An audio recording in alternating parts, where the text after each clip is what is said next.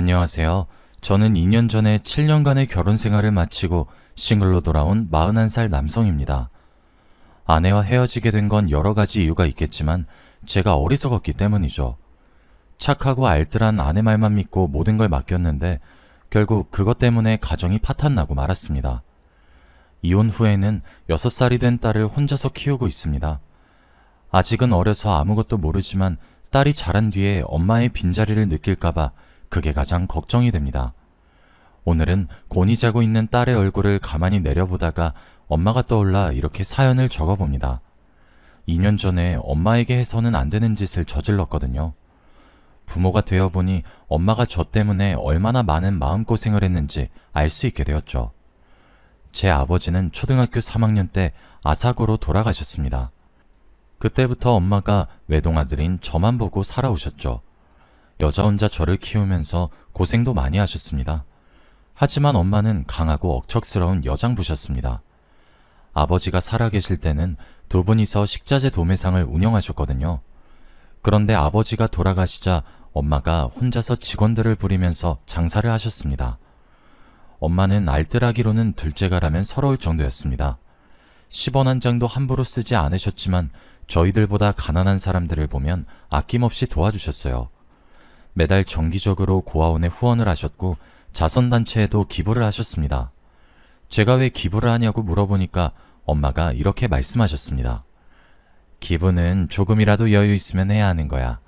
가난한 사람을 돕는 건 나라에서 하는 게 아니라 같이 살아가는 이웃들이 서로를 도와줘야 한단다.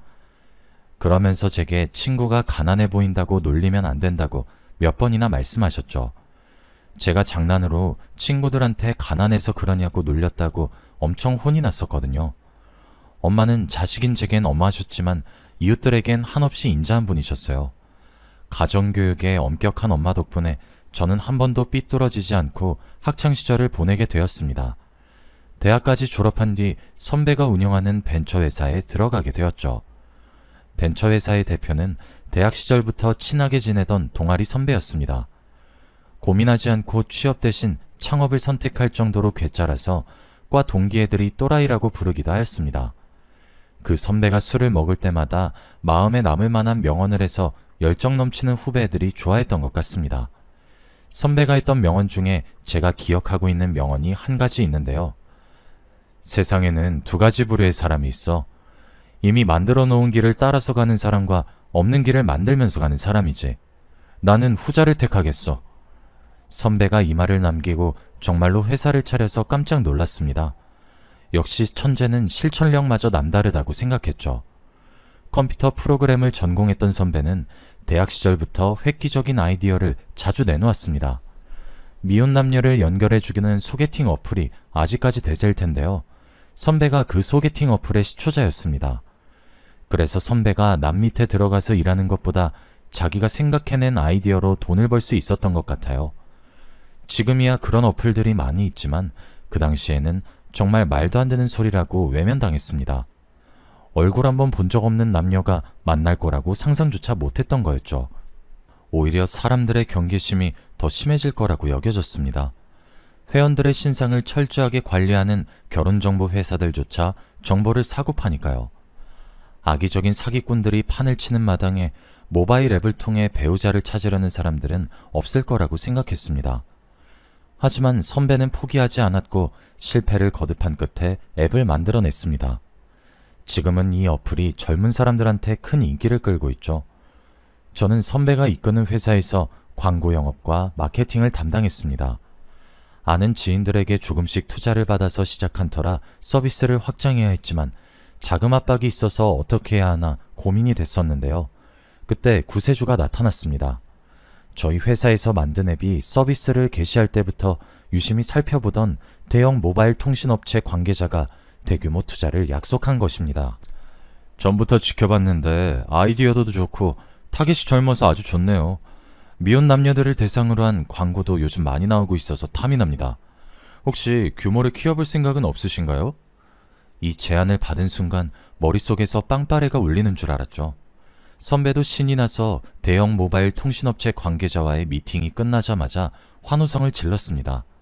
진호야, 이제 됐어. 우리가 진짜 해냈다고. 우리 돈방석에 앉을 일만 남았어. 이제 투자만 들어오면 다른 앱도 개발해서 우리 회사를 아주 유명한 전문 소프트웨어 개발업체로 키울 생각으로 부풀어 있었습니다. 그런데 한 달 뒤에 날벼락 같은 일이 벌어졌어요. 누군가 저희 회사 앱을 이용해서 의사를 사칭했단 겁니다. 사칭한 것도 모자라 여성들에게 사기를 치는 바람에 저희 회사가 고소를 당하고 말았죠. 나중에 밝혀진 바에 의하면 피해 여성이 20명이 넘었다고 합니다. 사기당한 금액이 30억이 넘어서 뉴스에 보도되기도 했는데요. 회사 대표인 선배도 경찰에 불려가서 조사를 받게 되었습니다. 얼마 지나지 않아서 사기범은 잡혔지만 저희 회사에 대한 악성 루머가 돌기 시작했습니다. 통신사 측에서 앱의 접속을 차단해버려서 약속했던 투자는 취소되고 말았죠. 이 계기로 회사는 얼마 버티지 못하고 문을 닫게 되었습니다. 직원들도 모두 떠나버렸는데 도대체 뭐부터 해결해야 할지 일이 손에 잡히지 않았어요. 선배와 저는 끝까지 버티려고 했지만 선배도 결국 포기하고 손을 들고 말았어요. 저는 취준생이 되자마자 의료기구 판매회사의 영업직으로 들어가게 되었습니다. 주로 개인 병원을 상대로 의료기구를 팔거나 이미 설치되어 있는 병원에는 유지보수와 관리를 해주는 업무였는데요. 의사들을 상대해야 하는 직업이라서 스트레스가 심하게 느껴졌습니다. 모든 의사들이 그런 건 아니지만 대체로 의사들이 자기보다 못한 사람들을 하찮게 보는 경향이 있더군요. 제가 관리하던 대형 내과병원 원장도 그런 사람이었습니다. 저한테만 유독 갑질이 심해서 그 원장을 볼 때마다 속이 부글거렸죠. 그 병원은 저희 회사에서 판매하는 검사 장비들을 여러 대 가지고 있어서 주기적으로 소모품을 교체하거나 점검했어야 했어요. 그날도 점검을 하러 병원을 방문했는데 저를 보자마자 어이없는 요구를 하더군요. 아, 최 기사, 마침 잘 왔어. 환자 대기실에 전등이 하나 나갔는데 갈아 끼워줘. 그리고 화장실 세면대 물이 잘 안 나오더라고. 그것도 같이 봐주라. 네? 제가요? 왜? 못하겠어? 저번에 일하던 직원은 해줬는데 안 해줄 거야? 아니요, 해드려야죠. 원래 이런 거 해드리는 거 아닌데 원장님이니까 해드리는 거예요. 제가 웃으면서 능글맞게 다음엔 안 해주겠다고 대응해보았지만 소용없었습니다. 저를 볼 때마다 병원 관리인처럼 다루면서 자질구레한 일을 시켰거든요. 이런 건 병원 내 직원에게 맡기라고 말하면 자기가 그 회사에 쓰는 돈이 얼마인데 일을 이렇게 하는 거냐고 소리를 치셨습니다. 그래서 결국 그 병원을 방문할 때마다 하라는 일을 다 할 수밖에 없었죠. 더 치욕스러운 건 원장이 절 최기사라고 부르는 것이었어요. 마치 자기가 고용한 하수인을 부르듯이 최기사 최기사 하는데 진짜 어이가 없더군요. 최기사가 아니라 최과장이라고 고쳐 말해주어도 끝까지 저를 수리공처럼 대했어요. 제가 듣기론 이 원장이 3층짜리 병원 건물을 자기 소유로 가지고 있다고 들었거든요. 그런데 구두쇠라서 병원 관리인도 두지 않고 청소부도 파트타임으로 두고 있다고 하더라고요. 원장은 정말 꼴도 보기 싫었지만 간호사들은 모두 천사 같았습니다. 제가 힘들어하는 걸 알고 은근히 위로해 주더라고요. 병원 안에서 무언가를 고치고 있으면 비타민 음료나 커피를 챙겨주었습니다. 그러다가 눈이 맞은 간호사가 한 명이었는데 이름이 최서영이었습니다. 서영 씨한테 원장에게 3층짜리 병원 건물이 있고 의사 중에서 제일 구두쇠라는 말을 전해 들었거든요. 원장 몰래 서영 씨랑 뒷담을 하면서 많이 친해졌던 것 같습니다. 그날도 서영 씨랑 커피를 마시면서 뒷담을 하고 있었는데요. 저희 원장님 성격이 놀부 같아서 많이 힘드시죠? 그런 사람 많이 만나봐서 괜찮아요. 돈 있고 성공한 사람들은 원래 그런 법이죠. 성공은 무슨, 뼈 빠지게 공부해서 의사 되면 뭐해요. 돈은 쌓아뒀다가 죽을 때까지 가지고 갈 모양인가 봐요. 이번 달부터 저희들한테 화장실 청소까지 시켰다니까요. 글쎄, 청소부한테 돈 쓰는 게 너무 아깝대요. 원장 뒷담으로 가까워져서 그런 걸까요? 볼 때마다 서영씨가 편해지고 이야기도 더 많이 나누고 싶어지더라고요. 그래서 슬쩍 농담을 하면서 서영씨한테 번호를 물어봤습니다. 서영씨, 이러다 저도 잘리는 거 아니에요? 청소부도 자르는 마당에 저한테 주는 돈도 아깝다고 서영씨한테 의료기구 점검 맡길까봐 걱정되는데 잘리기 전에 서영씨 번호 좀 받아볼 수 있을까요? 당연하죠. 저 과장님도 잘리면 이 병원 그만둘 거예요. 월급도 너무 적게 줘서 더 다닐 이유도 없거든요. 서영씨가 제 농담에 까르륵 웃으면서 번호를 주더라고요. 앞으로 서영씨랑 연락할 생각에 너무 기뻤죠. 저는 그 뒤로 서영씨랑 문자를 나누면서 서영씨가 주말이면 배드민턴 동호회에 나간다는 사실을 알게 되었습니다. 그래서 저도 배드민턴을 좋아한다면서 동호회에 나가게 되었죠. 하지만 저는 어릴 때나 배드민턴을 쳐봤지 나이 먹어서 배드민턴 라켓을 잡아본 적이 없었습니다. 당연히 동호회에 들어가서 초보 실력을 그대로 드러내고 말았죠. 그 모습을 지켜보던 서영씨도 제 마음을 눈치챘는지 장난스럽게 물어보았습니다. 솔직하게 말해봐요. 배드민턴이 좋아서 왔어요? 제가 좋아서 따라온 거예요? 들켰네요. 서영씨랑 더 친해지고 싶어서 따라 들어왔거든요. 너무 많이 티났나 보네요. 제가 어색하게 웃어넘기니까 서영씨가 제게 배드민턴을 가르쳐주겠다고 나섰습니다. 다른 사람들이랑 배드민턴 칠 때에는 뭐 이런 따분한 운동이 다 있나 했는데 좋아하는 여성이랑 운동하니까 그렇게 신날 수가 없었습니다. 그 뒤로 따로 만나서 연습하고 같이 밥을 먹고 차를 마시다 보니 자연스럽게 데이트 코스를 밟게 되었습니다. 그렇게 2달 정도 썸을 탄 끝에 정식으로 연애를 시작하게 되었죠. 서영씨랑 사귀던 와중 새로 나온 장비를 원장에게 팔려고 병원으로 가져왔습니다. 역시나 제 예상대로 원장이 거만한 표정으로 장비를 소개하는 저를 쳐다보고 있더군요. 그 눈길을 꿋꿋이 참아내고 정중하게 장비에 대해 설명해냈습니다. 원장님, 이번에 새로 출시된 혈액검사 장비입니다. 지금 갖고 계시는 건 너무 구형이라 새로 바꾸셔야 하는데 이번에 바꾸시면 잘해드리겠습니다. 어떻게 잘해줄 건데? 우선 소모품 같은 건 전부 무상으로 제공해드릴 거고요. 대금 결제도 특별히 장기 할부로 해드리겠습니다. 뭐? 장기 할부? 어이, 최 기사, 장사 하루 이틀 해? 그런 거 말고 비즈니스적인 관점에서 뭔가 나한테 돌아오는 게 있어야지. 네? 그럼 뭘 해드릴까요? 원장은 자기 의대 선후배들에게 업체를 홍보해 줄 테니 대가를 달라고 하더군요. 그런데 원장의 요구는 제가 결정할 수준이 아니었습니다. 생각보다 너무 많은 금액을 요구했거든요. 금액을 듣고 당황했지만 최대한 웃으면서 예의 바르게 거절했습니다. 네? 아이고 원장님, 그 금액은 좀 아닙니다. 다시 한 번만 생각해 주시면 안 될까요? 뭐? 투자라고 생각하고 바로 해줘야지. 바로 안 된다고 해? 이 정도도 못 해줄 거면 나가. 네가 멍청하니까 맨날 남들한테 굽신거리면서 사는 거야. 알겠어? 비즈니스맨은 거절도 못하나 봅니다. 원장은 저한테 거절당하자마자 인격적인 모욕을 주었습니다. 게다가 서영씨 앞에서 그 꼴을 당했으니 너무 기분이 안 좋았죠. 제가 터덜터덜 힘없이 회사로 돌아가니 몇 분 뒤에 부장이 저를 부르더군요. 최 과장, 땡땡병원 원장이랑 무슨 일 있었나? 최 과장 말고 다른 사람을 보내달라고 하네? 네? 담당을 바꿔달라고 하셨다고요? 원장은 금전적인 요구를 들어줄 만한 담당이 오길 바랬나 봅니다. 자존심이 상하는 일이었지만 한편으론 잘된 일이라고 생각했죠. 서영씨 앞에서 원장한테 무시당할 일은 없을 테니까요. 원장의 요구대로 제 담당 구역이 바뀌었습니다. 제 구역에 원장이 없어지면 마음이 한결 편해지더군요. 원장에게 쏟을 에너지를 서영씨에게 쏟을 수 있어서 좋았습니다. 그렇게 서영씨와 1년 정도 연애를 하다가 부모님께 서영씨를 소개하는 자리를 가졌습니다. 저희 엄마가 관상에 관심이 많이 있어서 오목조목 따져보시는 걸 좋아하셨거든요. 서영씨를 진지하게 만나고 있어서 엄마가 어떻게 보실까 기대가 됐습니다. 다행히 엄마가 서영씨를 보자마자 마음에 들어 하시더라고요. 눈매가 아주 선하고 착해 보이는구나. 관상만 좋은 게 아니라 윗사람을 대하는 태도나 말투도 예의가 있고 가정교육을 제대로 받은 것 같아서 마음에 든다. 엄마가 좋은 사람인 것 같다고 칭찬하니까 저도 괜히 기분이 좋아졌습니다.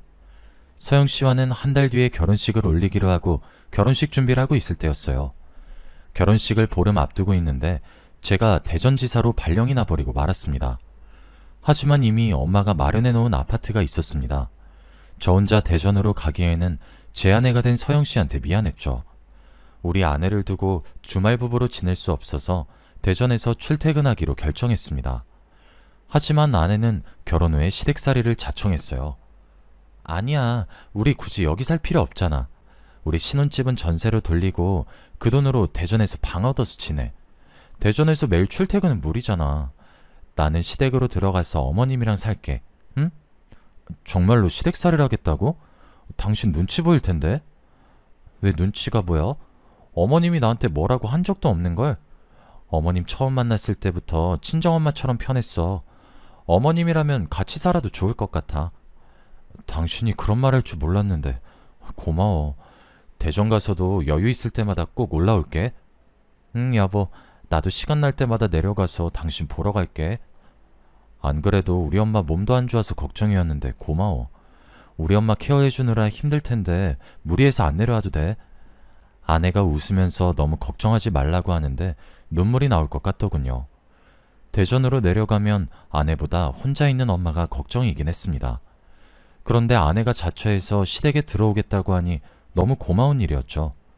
요즘 여자들은 시어머니의 시자만 들어도 경기를 한다는데 남편도 없이 시어머니를 모시고 같이 살겠다는 아내가 천사같이 느껴졌습니다. 게다가 아내는 엄마의 기분을 잘 맞춰주면서 며느리 노릇을 톡톡히 해냈습니다. 제가 주말마다 올라오면 엄마가 입에 침이 마르도록 아내 칭찬을 늘어놓았거든요. 아유, 잘 왔다. 내가 어제는 드라마 보다가 드라이브 가고 싶다고 말하니까 갑자기 차 끌고 인천 앞바다라도 보러 가자고 하는 거 있지? 나도 성격이 깐깐한 편인데 새 애기는 뭐 하나 내 눈밖에 나는 게 없더라. 음식도 잘하고 눈치도 빠르고 집안일도 완벽하게 잘 해내는데 진짜 내 딸이었으면 좋겠더라. 그 말을 듣는데 가슴이 찡해 오더군요. 아내는 결혼 후에 병원을 그만두고 엄마가 운영하는 식자재 도매상의를 거들고 있었습니다. 제가 병원을 그만두지 않아도 된다고 해도 엄마를 돕고 싶다고 했거든요. 말만 번지르르하게 잘하는 것이 아니라 가게 일을 하면서도 집안일도 빈틈없이 해서 엄마 마음에 쏙 들었던 겁니다. 연애할 때부터 아내가 착한 건 알고 있었지만 까탈스러운 성격의 엄마까지 완전히 사로잡게 될 줄은 몰랐습니다. 하긴 그 내과병원 원장하고 3년 넘게 일한 여자였으니까요. 당연히 야무지고 똑똑할 수밖에 없겠죠. 그렇게 엄마와 아내가 고부 갈등 없이 모녀 사이처럼 잘 지내니까 마음이 놓였습니다. 저는 아무 걱정 없이 일하는 데에만 신경 쓸 수 있었죠. 그러다 2년 뒤에 아내가 아이를 가지자 엄마의 며느리 사랑은 하늘을 찌를 정도가 되었습니다. 얘야, 이제부터 너는 아무것도 하지 말고 편하게 쉬면서 태교만 하거라. 네가 건강하고 마음 편해야 순산하는 법이다. 어머님, 저는 괜찮아요. 병원에서도 들어 누워있는 것보다 적당히 몸을 움직이는 게 훨씬 좋다고 했어요. 아니다. 이제부터 가게에 나오지 마라. 집안일도 가사도우미 부를 테니까 넌 가만히 있어. 아, 정말 괜찮은데? 엄마는 눈에 넣어도 아프지 않을 아내를 위해서 지극정성을 다하셨어요. 그 덕분인지 아내는 예쁜 딸을 낳게 되었습니다. 저희 엄마가 아들이 아니라서 실망하실 줄 알았는데 첫째는 아들이어야 하는데 라고 중얼거리는 아내를 위로하고 있더라고요. 아유, 요즘 시대에 무슨 아들. 요즘 시애미들은 아들보다 딸을 원한다. 늙음하게 키우는 재미는 딸이 훨씬 나아. 그래도 아들 낳으면 어머니께서 더 마음 놓으셨을 텐데 아쉬워요. 아들이었음 의지가 많이 되셨을 거 아니에요. 아니다. 난 너만 건강하면 됐다. 애야, 또 낳으면 되는 것이야. 엄마는 손녀를 낳아준 아내의 손을 잡고 눈물까지 글썽이셨어요. 그런데 아내를 보물처럼 아끼던 엄마가 달라지기 시작했습니다. 평소처럼 금요일 저녁에 아내와 엄마가 있을 집으로 올라왔는데요. 안방에서 아내 우는 소리가 들리길래 안방으로 가보았습니다. 그런데 그곳에서 엄마가 아내를 죽일 듯이 노려보고 있었습니다. 아내는 퇴역죄인처럼 무릎을 꿇고 고개를 숙이고 있었죠. 제 예상대로 울고 있는 사람은 제 아내였습니다. 어머님, 정말 잘못했어요. 한 번만 용서해 주세요. 용서? 네가 용서받을 수 있을 것 같아? 네가 양심이 있긴 하니? 엄마가 너무 차갑게 말하길래 우선 엄마와 아내를 떼어놓았습니다. 그리고 엄마에게 무슨 일이냐고 물어보았죠. 엄마, 도대체 무슨 일이야? 서영이가 무슨 짓 저질렀어? 넌 알 필요 없어. 엄마가 싸늘한 표정으로 안방에서 나가버리길래 이번엔 아내를 붙잡고 물어보았습니다. 한참을 울다가 겨우 울음을 그친 아내는 어이없는 말을 꺼내더군요. 어머님이 얼마 전부터 이상하게 화를 내셔. 내가 외출했다가 돌아오면 뭐 하다가 이제 들어왔냐고 캐물으시는데 나도 왜 그러는지 모르겠어. 오늘도 친구들이랑 약속이 있어서 잠깐만 나갔다 온 건데 갑자기 화내시는 거야. 아내가 오랜만에 친구들을 만나서 수다를 떨다가 술을 마시게 되었다고 합니다. 진짜 맥주 한두 잔만 마시고 노래방에도 갔다가 집으로 돌아온 건데 엄마가 대뜸 소리부터 지르셨다고 하더군요. 너 지금이 몇 시야? 유부녀가 애는 팽개치고 어딜 싸돌아다니는 거냐? 죄송해요. 조금 늦었죠? 오랜만에 놀아서 정신이 없었나 봐요. 다음엔 더 일찍 들어올게요. 조금 늦어? 지금 밤 11시다. 11시가 조금 늦은 거야? 그리고 시애미가 말하는데 어디서 변명을 늘어놓는 거야? 아니, 저는 변명하는 게 아니라... 됐어. 앞으로 외출할 때마다 허락 맡아. 알겠어? 이런 식으로 아내의 말은 다 들어보지도 않고 바깥 외출을 허락받으라고 했다고 합니다. 우리 와이프는 신혼생활까지 포기하고 시댁살이하며 엄마를 정성껏 모셔왔는데 돌아오는 건 구박과 냉대였다고 하죠. 그 생각이 들자 갑자기 서러워져서 눈물이 나왔다고 합니다. 전 이해할 수 없었어요. 제가 아는 엄마는 아내가 친구들이랑 술을 마시고 늦게 들어왔다고 며느리를 모질게 대할 뿐이 아니었거든요. 그래서 다음날 엄마에게 물어보았습니다. 엄마, 어제 설마 집에 늦게 들어와서 그렇게 혼낸 거야? 유부녀는 집에서 애만 봐야 하는 건 아니잖아. 어쩌다 한 번씩 친구들 만나서 술도 마실 수 있는 건데 왜 그랬어? 아무것도 모르면 넌 가만히 있어. 내가 모르는 게 뭔데? 숨기지 말고 말해줘봐. 넌 몰라도 되는 일이라고. 내가 알아서 할 테니까 신경 쓰지 마. 아내 역시 똑같은 말을 했습니다. 그렇지만 신경을 안 쓸 수가 없었죠. 집안 분위기는 그야말로 시베리아 벌판처럼 싸늘해져 있었거든요. 예전이랑 다르게 엄마와 아내가 한마디도 하지 않았고 엄마가 아내를 쳐다보는 눈빛이 너무 무서웠습니다. 아내를 딸같이 생각하며 늘 미소 짓던 때가 생각나지 않을 정도로 엄마가 아내를 볼 때마다 얼굴을 찡그렸고 조금만 잘못해도 소리를 지르셨습니다. 저는 둘 사이에 끼어서 이유도 모르고 미칠 지경이었죠. 그런데 몇 달 뒤에 뜻밖의 일이 생겼습니다. 엄마 위에서 종양이 발견됐다는 것이었어요. 조직검사 결과 악성 종양이라 그냥 놔두면 암으로 변할 수 있다고 위의 일부를 잘라내야 했습니다. 얼른 휴가를 내고 엄마와 같이 병원에 가보니 의사 선생님도 이를 발견한 게 천만다행이라고 하셨죠. 조기에 발견해서 다행입니다. 위를 조금 잘라내긴 해야 하지만 나중에 생활하시는데 큰 불편함은 없으실 거예요. 엄마랑 저는 위를 얼만큼 잘라내야 되냐, 잘라내도 잘 먹을 수 있냐, 별 걱정을 다 했지만 의사는 웃으면서 안심하라고 했습니다. 다행히 수술이 잘 끝났고 엄마는 한 달에 한 번씩 병원을 다니는 것 외에는 큰 움직임이 있어서는 안 됐습니다. 그래서 운영하던 도매상도 믿을 만한 지인에게 맡겨버렸죠. 수술을 하고 회복 중인 환자여서 그런지 엄마는 전보다 아내에게 신경질적으로 대했습니다. 사소한 일에도 화를 내는 건 기본이었고 쌍욕을 하는 일도 빈번했습니다. 그때마다 아내가 고개를 숙이고 눈물을 흘리자 보다 못한 제가 나서서 엄마에게 따지게 되었습니다. 엄마, 왜 자꾸 그러는데? 왜 며느리 못 잡아먹어서 안달이냐고. 전혀는 욕먹어도 싸. 그리고 넌 가만히 있으라니까. 넌 아무것도 모르면서 왜 제 편 드는 거니? 엄마가 이번에도 아내를 몰아세우면서 왜 그러는지 이유는 말해주지 않았습니다. 엄마와 아내의 사이는 벌어질 대로 벌어졌는데 그 이유를 알려주지 않으니 가슴만 답답해졌죠. 하지만 저도 그 이유를 알게 되었습니다. 제가 엄마의 비밀을 알게 된 날은 엄마의 생신날이었습니다. 아내가 엄마를 위해서 미역국을 끓이고 상다리가 부러질 정도로 거하게 생신상을 차린 날이었죠. 아내가 엄마를 상석에 앉힌 뒤 수저까지 예쁘게 세팅해주며 말하였습니다. 어머님, 차린 건 없지만 많이 드시고 어서 건강 회복하세요. 엄마 표정이 안 좋길래 제가 엄마보다 더 좋아하면서 아내의 상차림을 칭찬하기 시작했습니다. 이야, 당신 이 많은 걸 언제 준비했어? 정말 수고했어. 우리 서영이가 엄마 위해서 만든 거래. 한번 먹어봐. 당연히 엄마도 아내의 정성에 감격하거나 그동안 폭력적으로 군 걸 미안해할 줄 알았는데 안 그러더군요. 화를 참느라 거칠게 숨을 내쉬더니 갑자기 아내에게 밥그릇을 집어던지셨습니다. 이런 발칙한 것, 이젠 하다하다 나를 죽이려고 드는 거냐? 이 쳐죽일 년아! 엄마는 소리를 지르면서 아내 머리채를 잡길래 서둘러 엄마 손을 떼어 놓았습니다. 엄마 왜 그래? 서영이 다쳐!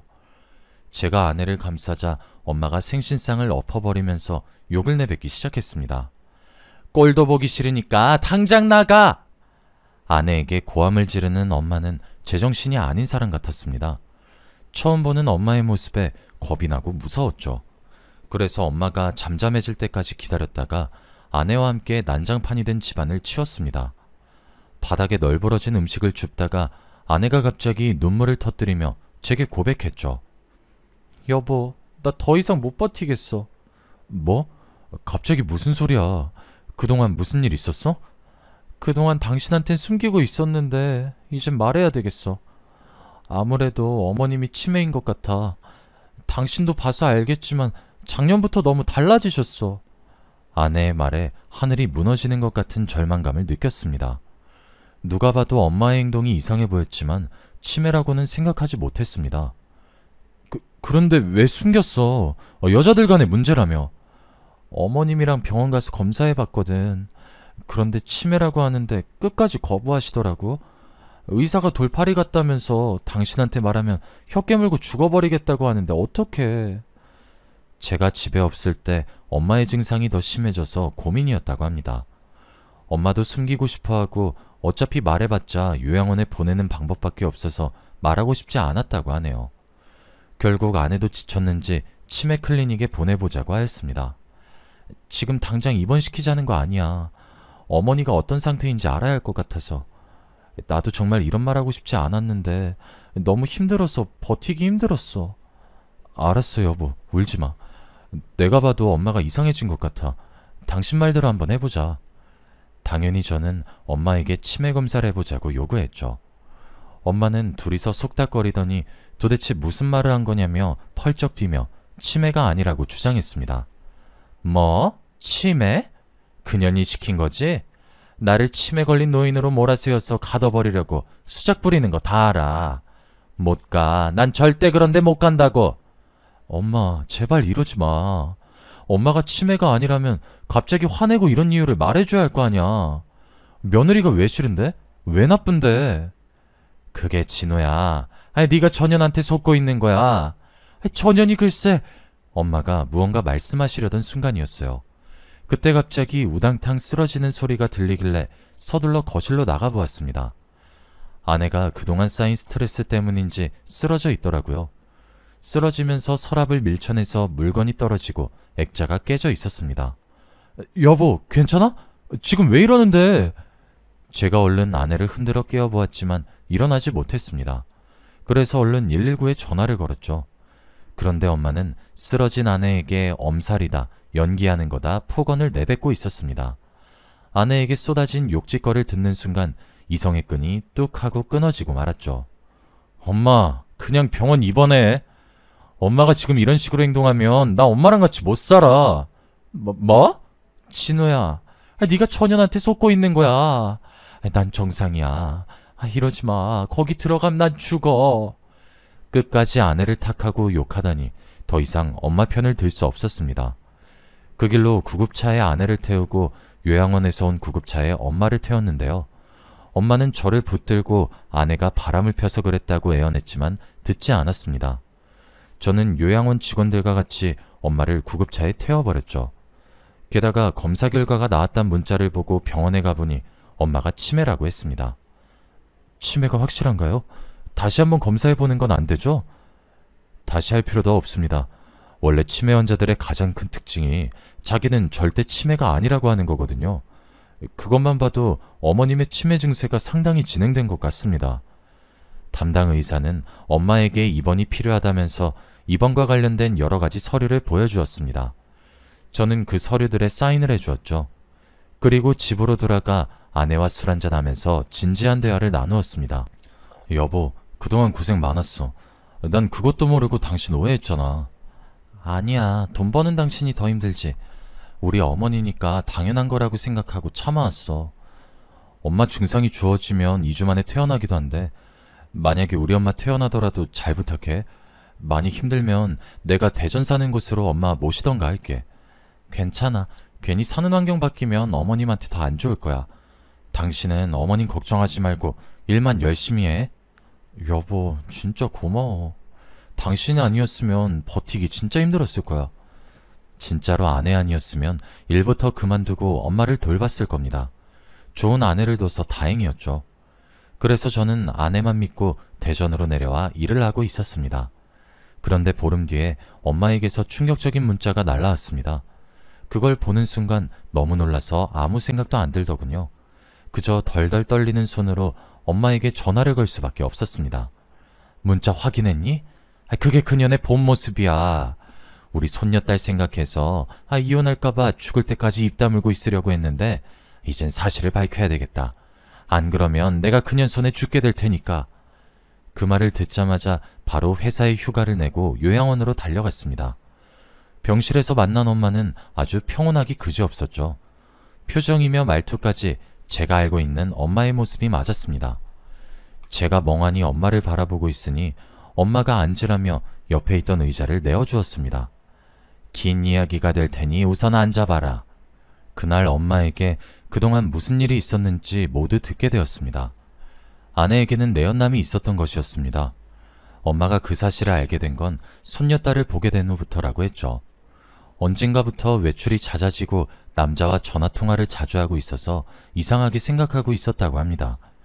그러던 어느 날 아내가 저녁 준비를 하는 동안 휴대폰으로 온 문자 메시지를 우연히 보게 되었다고 하죠. 남자가 사랑한다고 보낸 메시지를 보고 엄마는 외출한 아내를 몰래 따라 나섰습니다. 그리고 진짜로 아내가 내연남과 만나고 있는 것을 보고 아내를 불러서 추궁했다고 하는데요. 아내가 다른 남자도 아닌 전에 일했던 병원 원장과 내연 관계를 가지고 있었습니다. 그 원장은 저를 최 기자라고 갈구면서 갑질을 하던 놈이었죠. 내가 얼마나 무시당했는지 알고 있었으면서 그런 놈이랑 불륜을 저지르다니. 제가 분노에 휩싸여 입술을 꽉 깨물고 있자 엄마는 아내의 불륜을 제게는 비밀로 하고 덮어주기로 했다는 사실도 이야기해 주었습니다. 아내한테 지금이라도 정신 차리면 용서해주겠다고 한 거죠. 우리 손녀딸 불쌍해서 가정 깨지는 걸 못 본다. 우리 아들 성격 알지? 네가 바람핀 거 하는 순간 봐주는 거 하나도 없을 거야. 바로 이혼소송 걸 놈이니까 지금부터 정신 차려. 그럼 진짜 없었던 일로 해주마. 네, 어머님, 정신 차리겠습니다. 다시는 그 사람 만나는 일 없을 거예요. 하지만 아내가 얼마 지나지 않아 그놈을 만나서 이사단이 난 거겠죠. 엄마가 그럴 때마다 아내를 불러서 야단을 쳤다고 합니다. 아내는 혼날 때마다 눈물을 흘렸지만 하는 짓을 보아하니 거짓 눈물인 것 같았습니다. 짜증나게. 재수없게 또 걸렸다니까? 이번 주 못 만날 것 같아. 당분간 조심하자. 엄마의 눈을 피해서 계속 그놈을 만났고 엄마는 모든 걸 알고 있었지만 제 가정만은 지키려고 말하지 못했던 겁니다. 그런데 아내는 정말 해서는 안 되는 짓을 엄마에게 저질렀습니다. 위수술 후 이상하게 상태가 호전되지 않아서 의료진들도 엄마의 건강 상태에 주목을 하고 있었습니다. 그런데 의사는 엄마의 몸 상태를 검사해 보더니 식사 준비를 누가 했는지 물어보더군요. 엄마가 그건 왜 물어보냐고 질문하니 의사가 믿을 수 없는 답변을 내놓았습니다. 혈액 검사 결과 독성분이 나왔어요. 누군가 고의로 환자분 식사에 독을 넣고 있는 것 같습니다. 독성분은 일반인에게는 치명적이지 않지만 위와 장을 자극하기 때문에 위절제 수술을 받은 엄마에게는 치명적일 수밖에 없다고 했습니다. 그 순간 엄마는 3년 전에 아내의 권유로 들어놓은 생명보험이 떠올렸다고 해요. 그때 엄마는 아내의 말이라면 뭐든지 믿을 때라서 두말 없이 보험을 들여놓았고 보험금 수령자도 아내로 지정해 놓았다고 합니다. 아내의 불륜이 들통나자 보험금을 노리고 엄마가 암으로 세상을 떠나길 바랐나 봅니다. 엄마는 증거를 찾으려고 아내의 휴대폰을 뒤져보았고 아내가 의사인 내연남이 준 독성분을 엄마의 식사에 넣고 있었던 사실을 알게 되었다고 해요. 그래서 엄마는 아내가 차려준 독이 든 생신상을 엎어버렸던 겁니다. 저는 그런 줄도 모르고 아내 말만 믿고 엄마가 치매 환자라며 요양원에 보내버렸네요. 너무 모자란 놈이라서 그랬다며 울면서 엄마에게 용서를 빌 수밖에 없었습니다. 엄마, 정말 미안해. 내가 너무 어리석었어. 내가 바보같이 아내 말만 믿고. 아니야, 너를 속인 내 잘못이 더 크다. 그냥 이혼하라고 다 말해버릴 걸 그랬어. 그런 쓰레기 같은 년을 뭐하러 용서하려고 했는지. 엄마랑 제가 이런 이야기를 나누고 있는데 때마침 아내가 나타나더군요. 병문안을 왔다며 도시락을 싸온 모습을 보고 아내의 뺨을 있는 힘껏 후려갈기고 말았죠. 여보, 지금 뭐 하는 짓이야? 왜? 이 도시락에도 독 넣어가지고 왔니? 우리 엄마 먹이려고? 이런 쓰레기 같은 년. 네가 이런 짓을 하고도 사람이야? 사람이냐고! 제가 윽박지르자 아내가 아무 말도 못하고 벌벌 떨기만 했습니다. 나중에는 제발 신고만 하지 말아달라며 돈으로 협의를 보자고 하더군요. 제가 돈이 아무리 공해도 이런 여자의 돈을 받을 수 없죠. 그래서 저는 그런 아내의 얼굴에 이혼소송 서류를 준비하여 던져버리고 말았습니다. 아내뿐만 아니라 인간 같지 않은 내연남도 작살내 주었죠. 제가 신고도 하고 커뮤니티 사이트에 글을 올리니 동네의 소문이 쫙 퍼졌습니다. 당연히 그놈 가정은 파탄이 났고 경찰 조사 받으면서 의사면허도 취소되었다고 하네요. 제 아내도 그놈이랑 같이 구속될 거라고 합니다. 당연히 저희 엄마는 요양원을 나와 저와 대전에서 지내고 있습니다. 저희 엄마가 건강을 완전히 회복하셔서 손녀딸을 돌봐주시고 있는데요. 저도 열심히 돈 벌면서 무럭무럭 자라는 딸 모습 보는 재미로 살고 있습니다. 엄마는 그때 일은 잊어버린 지 오래라고 하지만 저는 엄마를 요양원에 가둬버린 그때가 잊혀지지 않습니다. 세상 누구보다 소중한 사람인데 그 사람을 믿지 않고 벼랑 끝으로 내몰았다는 생각이 드네요. 저와 엄마를 이렇게 만든 놈들이 징역을 살고 나와 잘 살까봐 잊혀질 때쯤 여러 사이트에 사연을 써붙이고 있습니다. 저는 그놈들이 잘 지내지 않았으면 좋겠거든요. 그래도 오늘은 이만하고 복수글을 줄여볼까 합니다. 여러분은 부디 이런 일 없이 행복하게 지내시길 바랍니다.